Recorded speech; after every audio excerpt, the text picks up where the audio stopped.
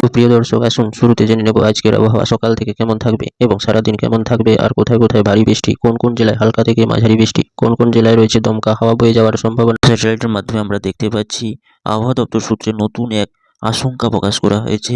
দক্ষিণ প্রান্তে অবস্থান করছে এক নতুন ঘূর্ণাবর্ত। আবহাওয়া দপ্তর সূত্রে এক ভয়ঙ্কর সতর্কবার্তা জারি করা হচ্ছে যে বঙ্গোপসাগরে নতুন করে এক ঘূর্ণাবর্ত সৃষ্টির সম্ভাবনা রয়েছে।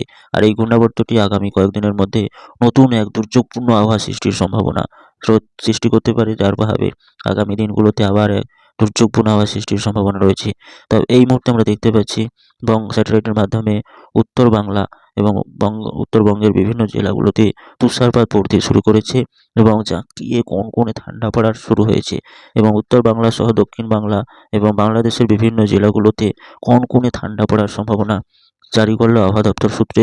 এবং আবহাওয়া দপ্তর সূত্রে এক ভয়ঙ্কর সতর্কবার্তা জারি করা হয়েছে যে দক্ষিণ ভারতের বিভিন্ন জেলাগুলোর পার্শ্ববর্তী উপকূলবর্তী অঞ্চলে নতুন করে ঘূর্ণাবর্ত সৃষ্টি হয়েছে।